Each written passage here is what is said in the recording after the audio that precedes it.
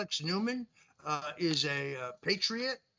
He is the host of his own show, and he also serves as a contributor to World Net Daily.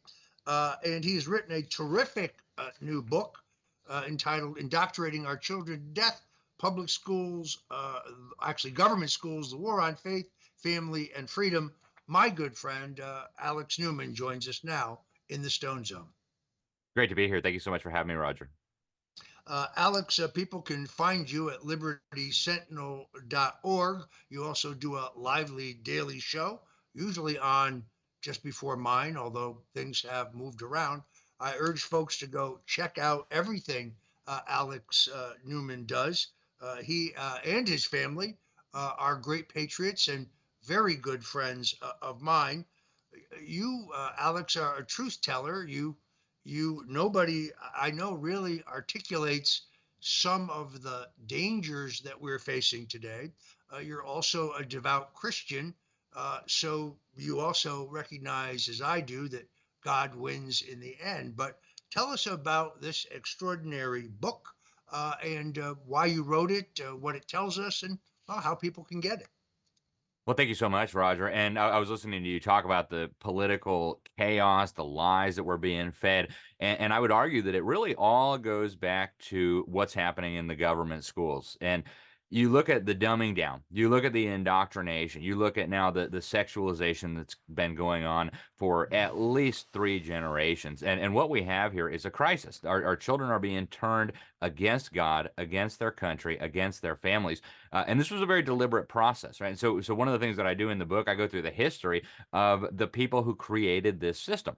There's this kind of misconception out there among conservatives and liberals and people across the political spectrum that there was this golden age of public schools, and now something happened and we don't like it and we want to go back to that golden age. But what I show in the book is that the people who created this system, starting with Robert Owen, the socialist in the early 1800s, followed by Horace Mann, who imported the Prussian system that was based on Robert Owen's ramblings, all the way through John Dewey, the architect of the modern system that we have today, and people can see him on the screen right there. Every single one of these men had as a clear agenda to get the Bible out of the culture, to turn Americans away from the truths that the Bible shows, and to fundamentally transform the nation, to borrow a term from Barack Obama. And obviously, they couldn't do it all in one go. In fact, John Dewey himself, in an essay that we quote, it's called The Primary Education Fetish, he says these changes must come gradually. To force them unduly would compromise its final success by favoring a violent reaction.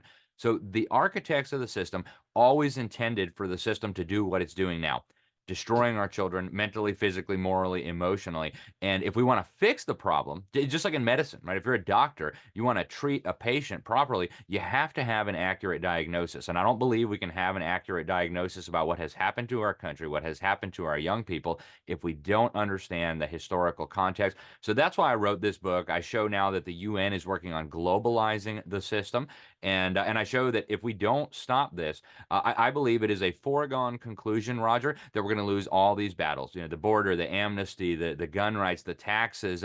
Right now, my generation, millennials, and maybe Troy is a millennial or maybe a generation under me. But right now, 70% of millennials say in scientific polls they're going to vote for socialism. Less than half of millennials even identify as Christians. This is in a country where just 2 decades ago, 90+% of Americans identified as Christians.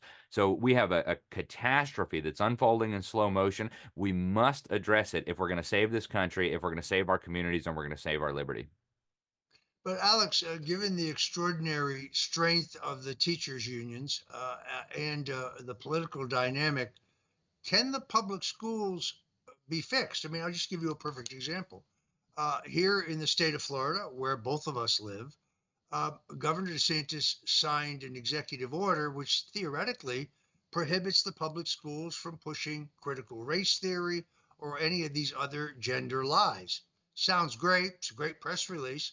But the truth is, the 7 largest counties in the state of Florida continue to push a radical curriculum that is actually approved by the ADL. Governor DeSantis has unfortunately been too busy in Iowa to actually enforce his executive order. He got his press release, he got his big splash, but is the answer not, perhaps sadly, to pull your kids out of the public schools and to homeschool them because the system may be so far gone that it is broken, can't be I, fixed? I agree with you 100%, Roger. And that's actually how I conclude the book. The last chapter, I make the analogy, look, parents, the school building is on fire and your children are trapped inside. If you think the proper response to that is running for school board or writing a petition or lobbying your legislators, you obviously don't have kids, right? If your children are trapped in a burning building, you grab them and you run as fast as your legs will carry you to safety, and then you wake the town. This is the situation we're in right now, except it's much worse than a fire. And I say, fire will hurt your children physically. You can typically recover from physical injuries, and even worst case scenario is just physical damage. What the government schools are doing to our children, they are destroying them physically. I mean, the kids are chopping off their private parts. They're getting hysterectomies, double mastectomies. Their boys are being castrated. I mean, this is unbelievable. So they're destroying them physically. They're destroying them mentally. You've got kids identifying as cats now. They don't know what bathroom to go in. The federal government's own data, Roger, shows that less than 1/3 of the victims of this system are even proficient in English, math, reading, writing, science, civics, etc. So none of the things that parents think their children are learning are actually being learned. They're destroying them spiritually. They're telling them their life is no more important than the life of their pet goldfish. There is no meaning to life. Nihilism, humanism. So on every front, they're destroying the children. And absolutely, I mean, if you're a parent and you have children in the system, you must pull them out immediately. And so after making that argument that you got to pull your children out, I closed the book with a very significant afterword. I look back at what did the education that shaped the founding generation look like? What has education looked like throughout Western history? What did we lose over the last 100 years when government took charge of education? And how can we get back to a real education? And so I show what the Bible teaches about education. I show what our founders believed about education. Because, we don't need to rebuild what we had in the 17 and early 1800s, but we can learn a lot from what they did. And I argue that, the poison fruit that is coming from this system is poisonous because it came from a poison seed. And so when people tell me we have to reform the schools, we have to fix the schools, for me, that's like saying, how do you reform your cancer? Well, I'm not interested in reforming my cancer. I'm interested in getting rid of the cancer because it's going to kill me otherwise. This is a life and death struggle. There are plenty of decent people still working within the system, but the system itself is rotten. The system is wicked. And I'm not opposed to people running for school board after they have their children out. There's billions of dollars at stake. This is a $1 trillion industry. It makes sense for patriots and God-fearing people who love liberty to be involved in this process. But don't think you can reform the system. Don't keep sending your children thinking that if you get some porn books out with an executive order, suddenly it's safe. It is not safe. They're turning your children against you. Roger, let me give you a statistic from the Nehemiah Institute, where I serve as an advisor. They've got data on the worldview of children. And what they're finding is that over 80% of Christian children from Christian homes who go through 12 years of government school will leave the faith and will leave the church. This is a catastrophe. We must remove our children. There are great private schools. There are great home schools. And when I started saying this 10 years ago, I did a previous book with Dr. Sam Blumenfeld. Phyllis Schlafly was working with us, a lot of great Americans. I started making that argument, and a lot of people looked at me like, really? We're never going to be able to get the kids out. But I'll tell you what, in recent years, the tide is changing. 3 times before he passed away, Rush Limbaugh urged his 18 million listeners to remove their children from public schools.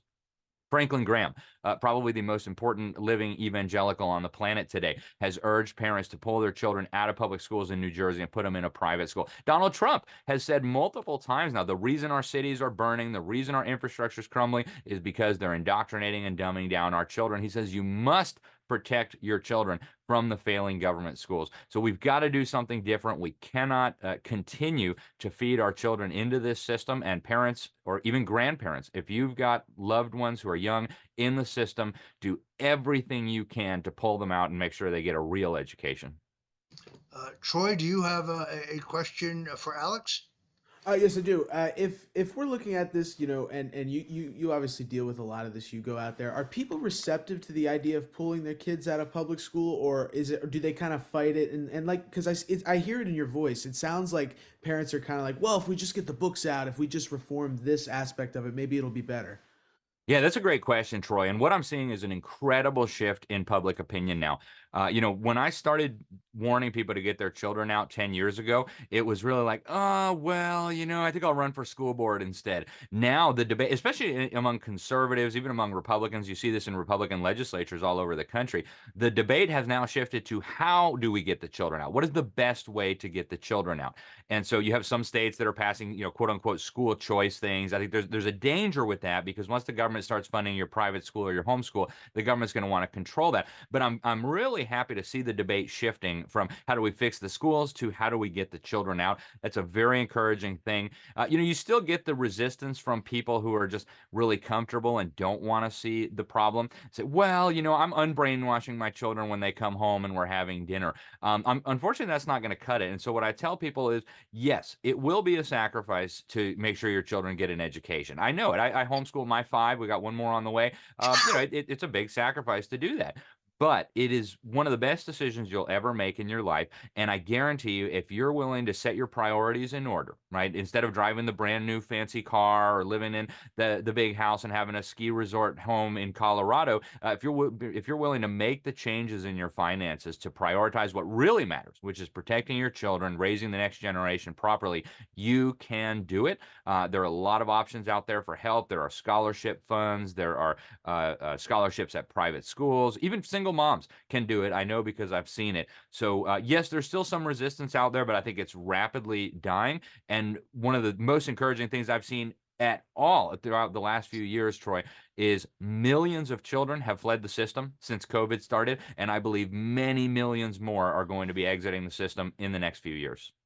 All right, so let's put up the cover of Alex's great book. And Alex, you can tell us how folks, there it is.